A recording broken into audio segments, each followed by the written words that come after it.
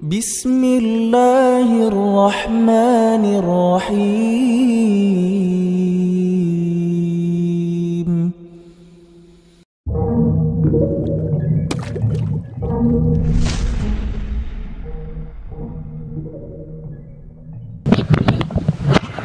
Tes 1 2. Bismillah. Assalamualaikum warahmatullahi wabarakatuh.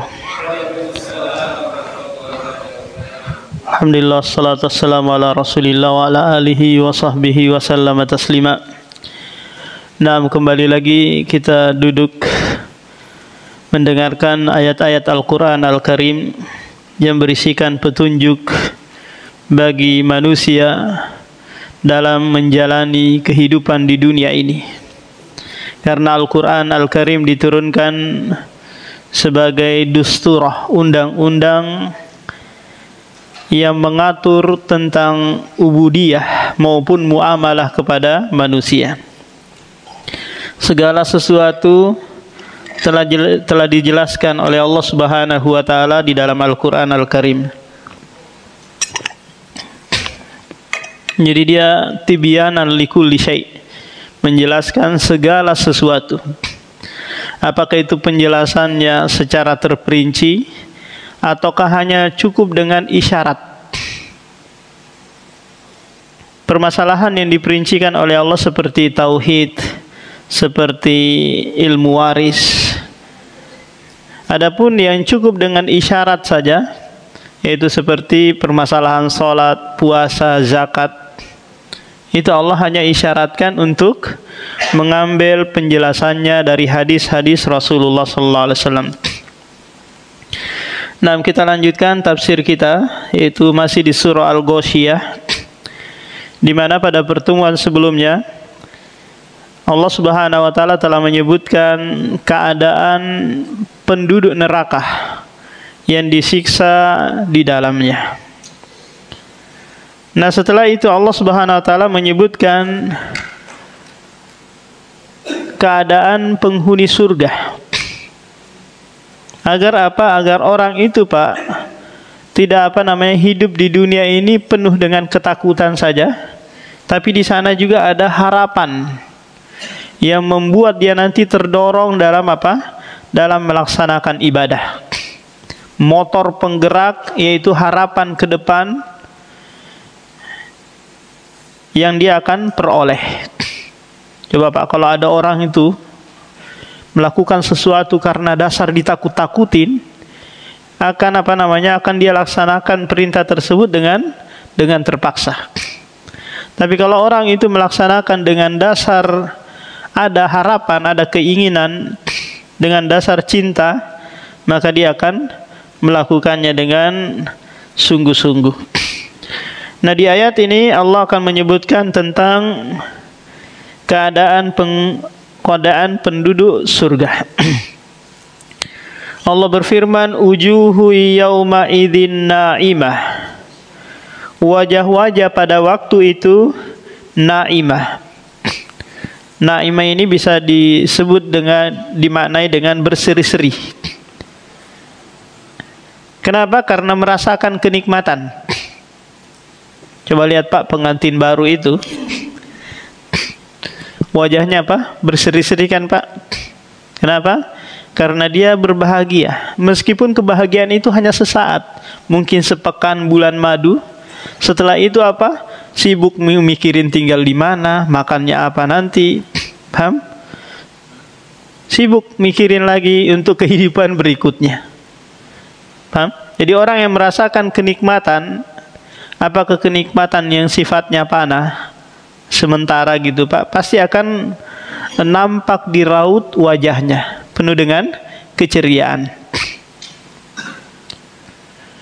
Nah, demikian juga penduduk surga, karena kenikmatan yang begitu luar biasa mereka raih peroleh, itu nampak pada wajah mereka. Di surah Al-Qiyamah Allah menyebutkan lagi, wujuhu yauma idzin nadirah. Wajah-wajah pada waktu itu berseri-seri. Di antara hal yang menyebabkan mereka berseri-seri wajahnya, Pak, ila rabbiha nadhirah, karena mereka melihat kepada Allah Subhanahu wa taala.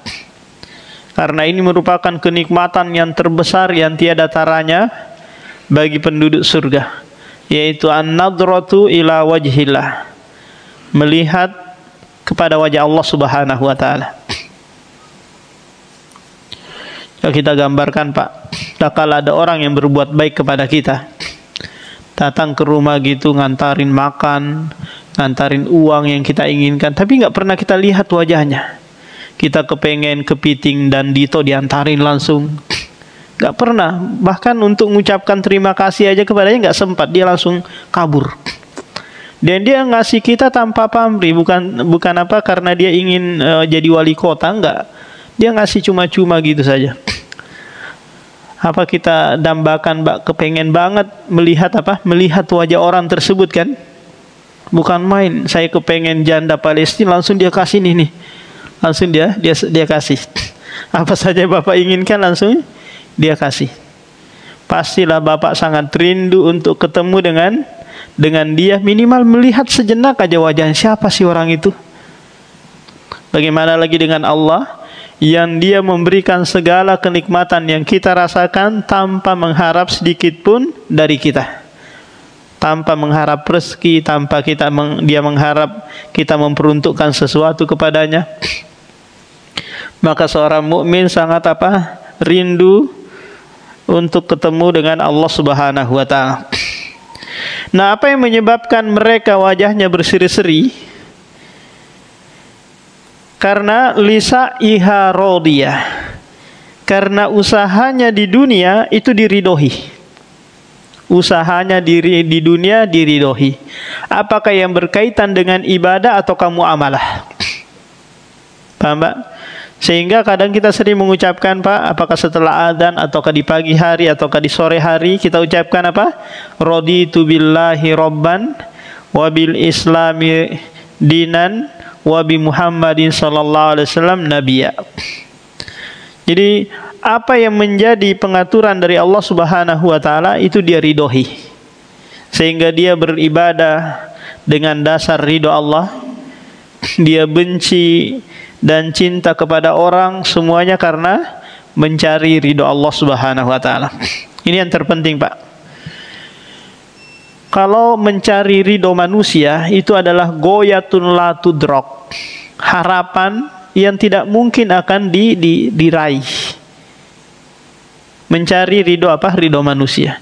Meskipun Bapak menginfakkan uang gitu sebanyak mungkin untuk mencari ridho, ada saja manusia yang nggak senang. Bapak kalau sekiranya menjadi seorang ketua RT lah minimal ya, ketua RT, Bapak mau mencari ridho seluruh warga itu nggak mungkin. Pasti ada saja yang nggak senang, ada saja yang oposisi istilahnya, yang dia sukanya ngeritik, dan itu baik dari satu sisi, karena dia suka ngoreksi, memantau, memperhatikan gerak-gerik kita.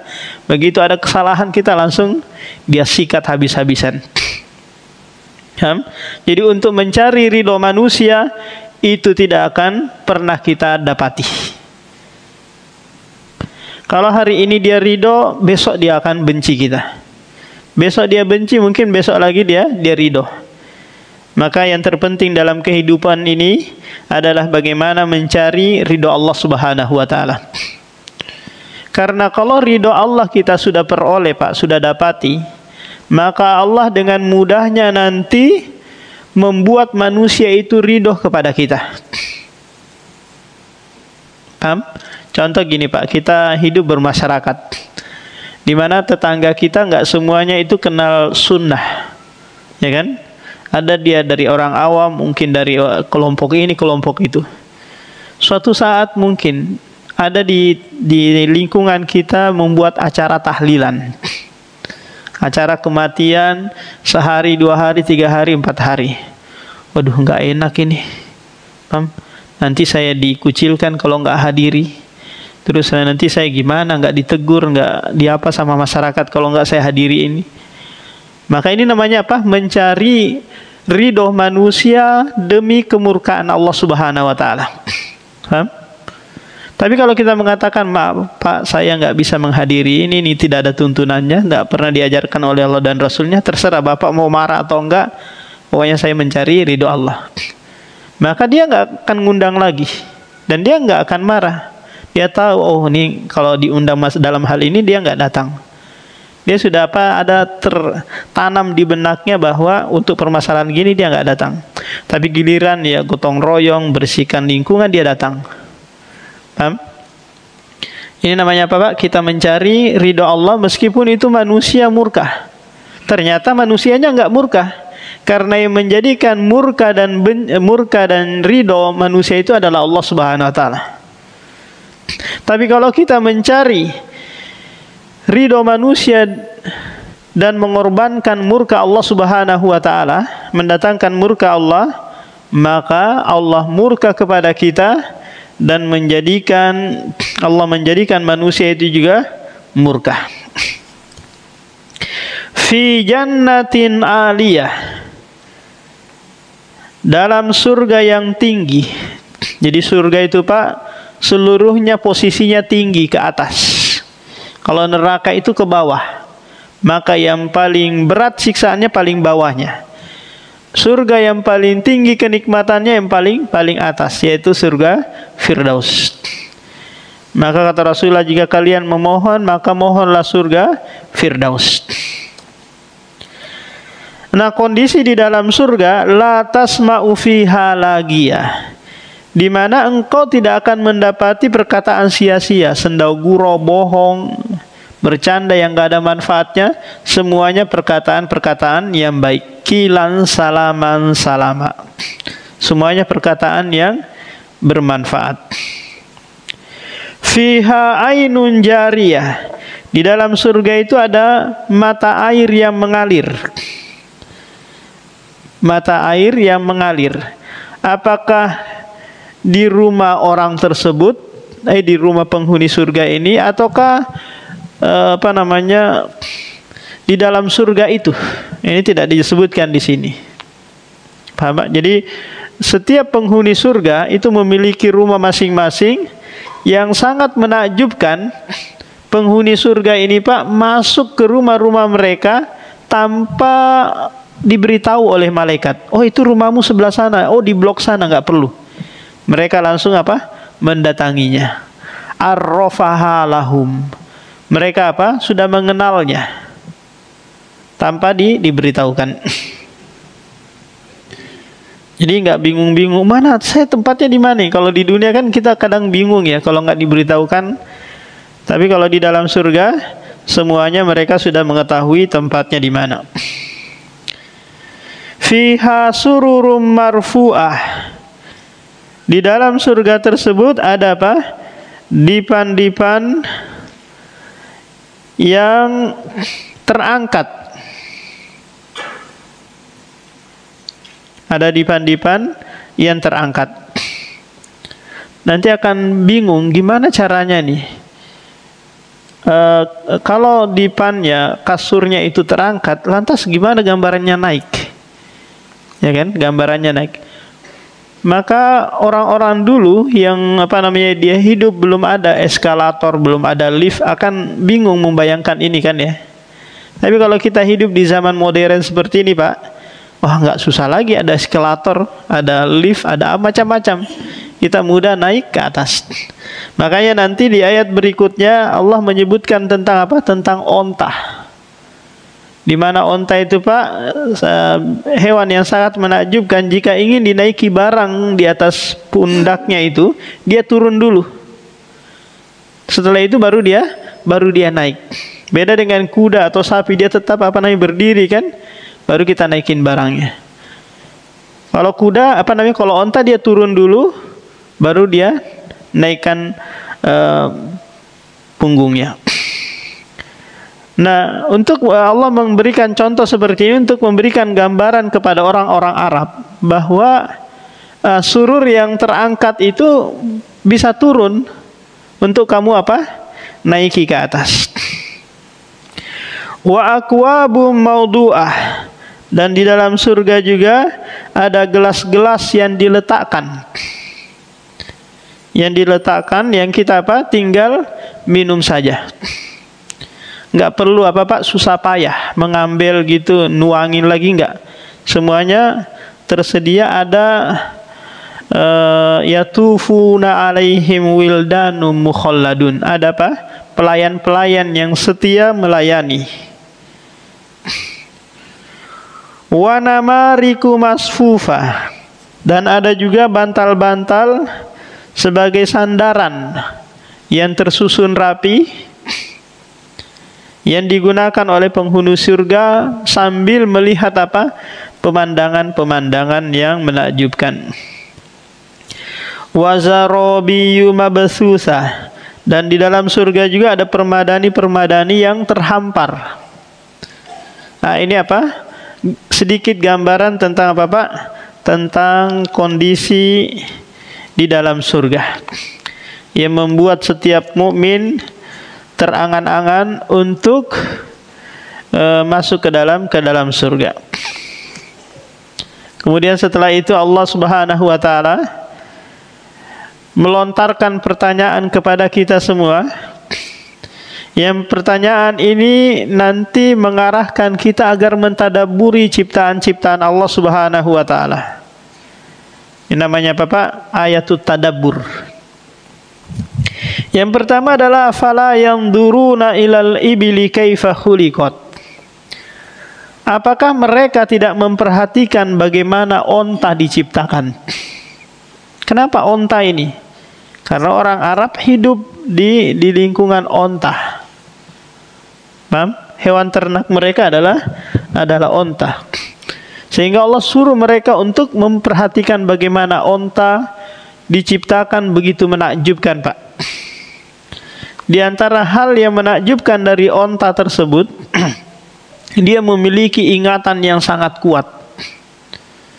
Meskipun dia tersesat sampai 500 kilo gitu, dia akan kembali, nggak usah dipungut gitu, dia akan kembali ke kandangnya. Beda dengan apa? Sapi, beda dengan kambing, kuda dan lain-lain, mereka nggak kuat ingatannya. Tapi onta tahu, meskipun tidak ada apa namanya tanda-tanda. Ada orang pernah cerita ontanya tersesat sampai ke daerah apa namanya Taif. Padahal kandang ontanya ada di Madinah. Jaraknya sekitar 500 kilo lebih, Pak. Onta itu kembali apa? Masuk lagi ke dalam kandangnya. Ini yang pertama. Yang kedua, onta itu, Pak, memiliki persediaan air dan makanan di dalam apa? Di dalam tubuhnya. Di punuknya itu bagian atas itu, Pak, ada yang 2, kadang punuknya ada yang 1 ya. Itu isinya adalah lemak. Yang dimana nanti kalau dia kehausan, itu lemak itu bisa apa? Bisa mencair menjadi air untuk persediaan minuman dia. Jadi kalau dia dapat sumber air, dia minum sampai 100 liter lebih sekali apa? Teguk. Kalau kita paling 1 gelas sudah kenyang kan, dia minum sampai 100 liter. Untuk apa? Persediaan jarak jauh nanti. Nah, yang menakjubkan lagi onta, Pak, apa namanya, kelopak matanya itu bisa tembus pandang. Ketika apa dia menutup mata karena badai debu gitu ya di gurun pasir, dia tetap bisa berjalan. Dia bisa apa? Melihat di depan. Meskipun apa? Matanya tertutup. Kita kan kalau mata tertutup nggak bisa lagi, buta kita. Tapi onta tidak. Nah, coba perhatikan lagi, Pak, kaki onta itu, Pak, dibuat apa namanya? Dibuat sangat kepal gitu ya. Ini tujuannya apa? Agar onta itu bisa berjalan meskipun tanahnya kondisinya yang sangat parah gitu ya, yang tidak bisa dilalui oleh binatang-binatang yang lain, tapi onta tetap bisa berjalan. Makanya onta itu disebut dengan apa? Safinatus Sahra, kapal gurun pasir. Yang dia bisa berjalan apapun kondisi apa? Gurun pasir tersebut. Nah, di antara hal yang menakjubkan lagi dari onta, Pak, air susunya sama air kencingnya bisa diminum, dan itu adalah obat. Air susu dan air kencingnya itu bisa diminum, dan itu obat. Silakan Bapak kalau umroh nanti beli, ada dijual gitu, 5 real atau 10 real. Dan ini obat penyakit dalam. Karena ada seorang itu yang sakit gitu Pak, datang kepada Rasulullah, lantas disuruh, kamu pergi aja ke kandang ontaku, kamu minum air susunya dan minum air kencingnya. Akhirnya dia pergilah ke kandang onta Rasulullah. Setelah itu dia sehat, alhamdulillah sehat. Tapi apa yang dia buat Pak? Dia bunuh penjaga onta Rasulullah, dia bawa lari onta Rasulullah, bukan malah terima kasih kan? Nah, buat kurang ajar ini, dia curi ontanya. Akhirnya terdengar hal itu di siang harinya, maka Rasulullah nyuruh kejar mereka. Akhirnya dikejar, didapat. Apa hukuman bagi mereka ini Pak? Dicongkel kedua matanya, dipotong tangannya sebelah dan kakinya sebelah berselisih gitu. Kemudian dibiarkan di gurun pasir, tidak dikasih makan, tidak kasih minum sampai mati. Nah, dari hadis ini kita bisa ambil pelajaran bahwa air susu onta dan kencing onta itu apa? Obat. Paham? Obat. Hanya saja dokter berselisih nih, apakah diminum langsung ataukah dicampur gitu. Maksudnya apa? Satu gelas air susu, satu gelas lagi air kencing. Ataukah dicampur, air susunya satu gelas, kemudian beberapa sendok gitu air kencingnya. Paham? Air kencingnya. Ini kalau diminum ya pesing ya, bau pasti, memang bau pesing, namanya air kencing. Tapi ini adalah obat yang syar'i. Nah, ternyata setelah diuji di lab gitu Pak, kencing onta ini tidak ada kandungan bakteri di dalamnya. Beda dengan kencing hewan-hewan yang lain. Dia apa? Ada kandungan bakterinya. Ini sudah diuji, ternyata tidak ada. Aman diminum, sekaligus ada kandungan obat untuk penyakit dalam. Coba lihat lagi Pak, perhatikan lagi, onta itu dibuat lehernya memanjang, ya kan? Lehernya apa? Lehernya memanjang. Beda dengan yang lain. Kalau jerapah kan panjang banget ya. Kalau onta nggak terlalu panjang. Tujuannya apa ini? Tujuannya agar memudahkan dia untuk meraih makanan-makanan yang jauh, yang agak tinggi. Sekaligus sebagai alat dongkrak untuk dia apa? Untuk dia turun. Jadi onta itu Pak gini dulu kan ya. Kalau ada sesuatu yang mau naik ke dia, apakah itu barang ataukah penumpang, dia turun dulu gini, baru gini. Nah, setelah itu dia naikkan lagi pantatnya belakang gitu, baru dia naik badannya. Jadi Bapak kalau ada kesempatan ke Jabal Rahmah mungkin atau ke mana gitu yang ada penyewaan naikin onta, maka dia turunkan dulu bagian belakangnya kan Pak ya, baru bagian depannya. Dagingnya, wah dagingnya juga luar biasa. Ini jadi sumber makanan juga. Tapi yang sangat menakjubkan Pak, orang-orang yang suka makan onta itu nanti memiliki sifat cemburu sebagaimana onta sangat cemburu. Dalam artian apa? Kalau onta ini memiliki betina 10 atau 11, itu nggak boleh dia digangguin sama jantan-jantan yang lain. Dia sikat, dia habisin kalau ada jantan yang lain yang mendekati betinanya. Beda dengan babi. Kalau babi itu Pak, dia persilahkan pasangannya digauli oleh jantan-jantan yang lain. Maka ini akan berdampak pula bagi mereka yang suka makan babi. Senang kalau sekiranya pasangannya digauli, dicumbui oleh laki-laki yang lain. Orang-orang barat atau orang-orang Cina yang suka makan babi itu Pak senang, bahkan manggil laki-laki lain untuk berhubungan dengan istrinya, dengan pasangannya. Ini dampak dari apa? Dari suka makan daging babi. Kalau daging onta enggak, ini apa? Cemburunya luar biasa. Sedikit aja diganggu pasangannya langsung dia apa? Dia sikat. 6. Suka makan daging onta akan berdampak juga Pak, memiliki sifat apa? Sifat pendendam. Pendendam. Jadi onta itu Pak, kalau Bapak pernah menyakiti sekali, itu langsung dia langsung dia rekam, Suatu saat nanti apa? Dia akan balas. Bapak ada kesempatan gitu yang pernah menyakitinya, ada kesempatan dia injak-injak, akan dia injak-injak sampai mati. Ini pendendamnya apa? Luar biasa. Sampai ada peternak onta gitu, dia menceritakan pernah menyakiti onta ini.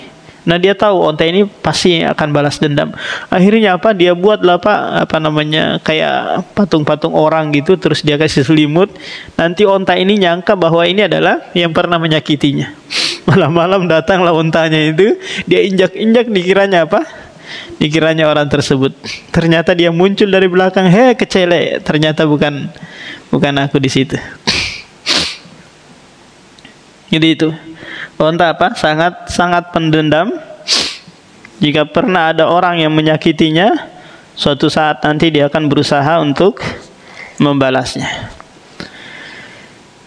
Jadi apa kaitannya ayat ini dengan ayat-ayat sebelumnya? Di mana Allah Subhanahu wa taala memerintahkan kita untuk mentadaburi bagaimana apa? Onta diciptakan. Paham? Bagaimana onta diciptakan? Di antara kaitannya tadi Pak, seperti apa ayat yang menyebutkan bahwa sururum marfu'ah, di mana divan-divan yang ada di surga itu terangkat. Maka orang Arab Badui waktu itu menggambarkan bagaimana nih caranya bisa naik kalau dia apa? Tinggi posisinya. Maka lihatlah punggung onta yang kalian naiki, posisinya juga tinggi dari kalian kan, tapi dia bisa turun. Nah inilah kaitannya. Paham? Dia bisa turun. Sebagaimana onta kalian bisa nunduk, demikian juga ranjang-ranjang yang posisinya tinggi juga bisa apa? Turun.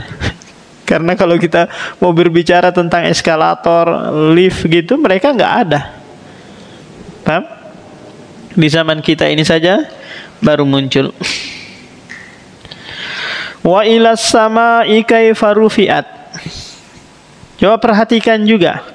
Langit bagaimana dia ditinggikan. Penciptaan yang sangat menakjubkan. Antum asyaddu khalqan amis sama. Apakah kalian yang lebih sulit penciptaannya ataukah langit? Rafa asam kaha apa? Rafa asam apa bunyinya ayat itu? Rafa asam aha atau samkaha? Fasawaha. Dia tinggikan bangunannya tanpa apa? Tanpa imat, tanpa tiang. Kalau sekiranya atap Masjid Al-Muhajir ini Pak tidak ada penyangga kiri kanan belakang, maka ini bisa jadi viral ini kan? Kok ada masjid nggak ada tiang, yang nggak ada ininya? Wah luar biasa, di video diviralkan. Akhirnya orang datang berkunjung ke sini. Apa ini masjid keramat ini? Kenapa? Karena akal manusia itu bisa mencerna sesuatu itu Pak harus ada penyangganya kan? Karena akan mengalami gaya gravitasi, akan jatuh. Kok ini ada atap tidak ada tiangnya? Pasti manusia akan terheran-heran. Maka Allah menyuruh kita Pak untuk mentadaburi. Coba perhatikan langit itu.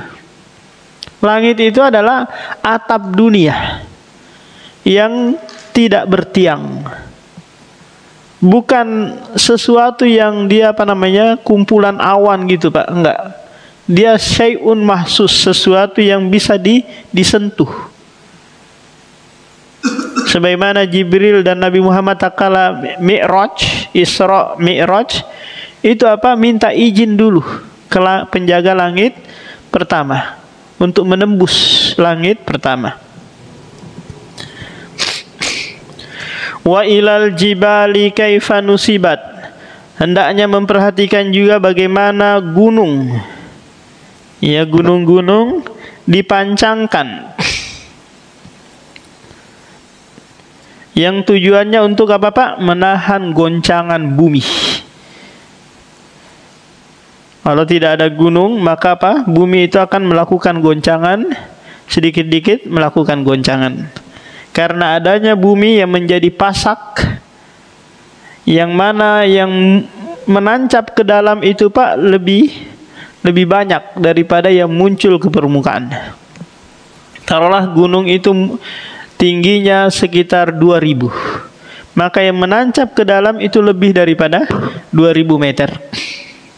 Tapi kita di Balikpapan ini nggak ada gunung ya, yang ada bukit, bukit cinta, bukit damai. Hah? Nah, itu bukan gunung, itu seharusnya Bukit Sari. Jadi kalau di daerah ada gunung, Pak, maka biasanya itu kebanyakan daratannya ini rata, ya kan? Kalau sekiranya daerah tersebut banyak bukit-bukit, ya daratannya juga seperti itu kondisinya. Dan kalau ada bukit atau ada gunung di situ, maka tanahnya subur. Apalagi kalau setelah terjadi letusan gitu, maka pasti di sekitarannya situ menjadi menjadi subur. Wa ilal ardi kaifa sutihat, dan coba perhatikan lagi kepada bumi, bagaimana bumi itu dihamparkan. Agar apa? Agar menjadi hunian yang layak bagi umat manusia. Seperti apa? Karpet yang dihamparkan. Kalau karpet dihamparkan itu, Pak, maka karpet itu akan mengikuti kondisi lantai atau tanah yang ditempati karpet tersebut. Kan? Kalau kondisi tanahnya begini-begini, nanti karpetnya juga mengikuti. Nah, begitulah kondisi daratan bumi. Ada yang berbukit-bukit, ada yang rata dan seterusnya. Yang jelasnya layak untuk dihuni oleh manusia. Jangan pernah berpikir atau terbayang gitu, Pak, untuk mencari tempat hunian di planet Mars, Pluto dan yang lainnya, itu nggak ada. Bapak sampai mati pun nggak pernah bisa hidup di planet-planet yang lain. Karena Allah sudah mengabarkan kepada kita, alam naj'alil arda kifata ahya'a wa amwata. Bukankah kami telah menjadikan bumi ini tempat yang cukup untuk yang hidup maupun yang mati. Berapapun jumlah manusia, miliaran kata triliunan yang akan hidup, pasti akan cukup dihuni, menjadi hunian bagi bumi ini. Yang terkadang kenapa kita sempit-sempit, Pak? Karena kita nggak mau tinggal di kilo 100, nggak mau tinggal di kilo 150 sana. Paham? Coba Bapak maunya tinggal di kilo 100, Pak, luas kan? Bisa jarak rumah 2 kilo mungkin, atau 1 kilo. Paham? Beda dengan orang-orang Arab, Pak. Orang Arab itu senangnya tinggal berjauh-jauhan. Antara jarak rumah mereka mungkin karena di samping rumah mereka kebun yang luas terhampar gitu. Kita maunya tinggal di kota saja, akhirnya sempit-sempitan, rumahnya jadi kopel-kopel jadinya. Kenapa? Karena nggak mau nyari tempat di luaran sana, padahal ardullahi wasi'ah, bumi Allah itu luas.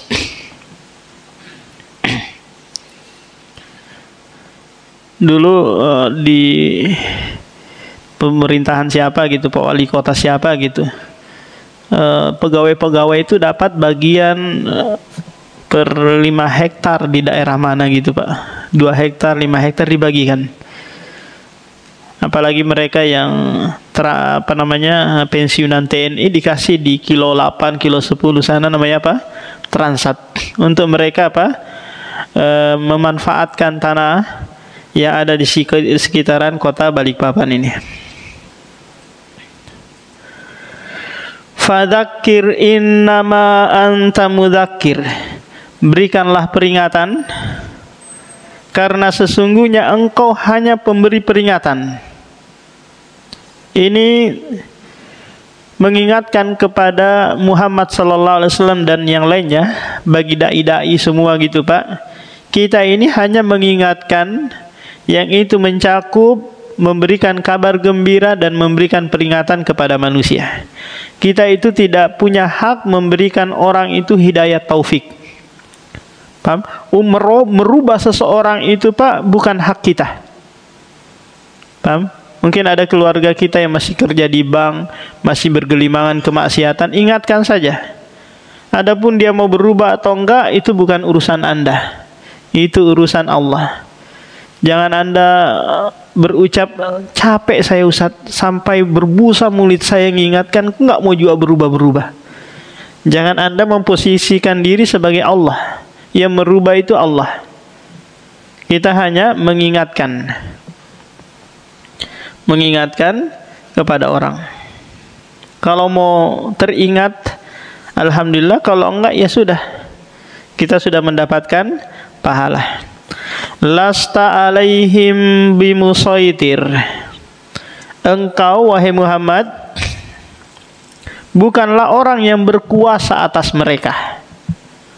Apa maknanya ini Pak? Maknanya engkau tidak sanggup merubah. Jangankan orang lain Pak, paman sendiri, apakah itu Abu Lahab, pamannya Rasulullah yang sangat membenci Rasulullah, Abu Thalib, paman Rasulullah yang mendukung dakwah, membela Rasulullah semasa dia hidup, itu Rasulullah tidak bisa berbuat apa-apa. Sampai mengatakan kepada Abu Thalib di saat Abu Thalib sakaratul maut, ya ammi qul la ilaha illallah, wahai pamanku ucapkan saja la ilaha illallah, kalimatan uhaju laka bihi indallah, kalimat yang aku bisa membelamu di hadapan Allah. Tapi ternyata Abu Thalib gak bisa mengucapkan la ilaha illallah. Padahal mudah saja Pak ya, mengucapkan la ilaha illallah. Kenapa dia gak bisa mengucapkan? Karena tidak ada hidayah. Hidayah taufik dari Allah Subhanahu wa taala. Illa man tawalla wa kafar. Kecuali orang yang berpaling dan kafir. Ayat ini sebenarnya tidak ada kaitannya dengan sebelumnya. Tidak ada kaitannya dengan sebelumnya. Ini dikenal dengan apa Pak? Istisna munqati. Pengecualian yang tidak ada kaitan dengan topik pembicaraan. Contoh saya mengatakan gini, datang seluruh santri kecuali anjing. Datang seluruh santri kecuali anjing. Apakah anjing ini bagian dari santri? Maka jawabannya apa? Tidak. Contoh di dalam Al-Quran, Allah berfirman, fasajadal malaikatu kulluhum illa iblis. Seluruh malaikat sujud kecuali iblis. Pertanyaan sekarang, apakah iblis bagian dari malaikat? Maka jawabannya tidak. Iblis itu bagian dari jin. Bagian apa Pak? Bagian dari jin. Atau istilahnya apa? Kepalanya syaitan dari kalangan jin. Kecuali orang yang berpaling dan kafir. Fayu'adzibuhullahul adzabal akbar. Allah Subhanahu wa taala akan mengazab mereka dengan azab yang sangat besar. Ini kabar buruk bagi mereka Pak. Tak kala Allah Subhanahu wa taala menyampaikan tentang hal ini, kalau ada muncul fatwa atau kabar gitu dari orang bahwa masa orang Islam aja mau masuk surga, orang Yahudi, orang Nasara, orang kafir nggak boleh masuk surga, maka ucapan dia ini menyelisihi ayat ini. Paham? Setiap orang kafir Pak, apakah itu musyriknya, majusinya, atau agama kepercayaan, pokoknya non muslim, semuanya masuk di dalam ayat ini akan diazab oleh Allah dengan satu syarat, mereka mati di atas kekufuran. Paham? Mati di atas kekafiran. Tapi kalau sekiranya mereka sempat bertobat, meskipun belum sempat melakukan amalan, sempat saja bertobat, maka Allah akan mengampuni kesalahan-kesalahannya. Seluruh kesalahan-kesalahannya itu diampuni oleh Allah Subhanahu wa taala. Taruhlah kita gambarkan Hitler. Siapa namanya? Yang Hitler siapa? Hitler apa? Hitler ya. Presiden Jerman yang membunuh jutaan orang Yahudi, Pak ya. Kalau sekiranya dia sempat bertobat masuk ke dalam Islam, maka jutaan orang yang dia bunuh itu adalah kesalahan besar kan? Diampuni oleh Allah Subhanahu wa taala dengan sebab dia masuk di dalam Islam. Inna ilaina iyabahum, sesungguhnya kepada kamilah kembali mereka. Ketika ada orang Islam meninggal dunia, ada tulisan inna lillahi wa inna ilaihi roji'un. Tapi kenapa orang kafir yang meninggal, Pak, tidak ada tulisan inna lillahi wa inna ilaihi roji'un? Yang ada hanya bendera putih, Pak ya. Kenapa itu? Karena kepercayaan mereka tidak mengakui adanya Allah. Paham? Yang kembali kepada Allah mereka yang mengaku Tuhan mereka adalah Allah. Makanya ditulis apa? Inna lillahi wa inna ilaihi roji'un. Padahal secara hakikatnya seluruh manusia yang mati kembali kepada Allah untuk mempertanggungjawabkan apa yang mereka lakukan. Summa inna ilai alaina hisabahum. Kemudian kami menghisab mereka, menghitung seluruh perbuatan baik dan buruk mereka. Namun demikian, ada yang mau ditanyakan, Pak? Tentang tafsir Al-Ghasyiyah yang kita tanyakan tadi? Hah? Orang non-muslim yang meninggal tidak ditulis apa innalillahi wa inna ilaihi raji'un. Bagaimana kalau dia meninggal, apakah kita tidak apa-apa ngomong bahwa inna?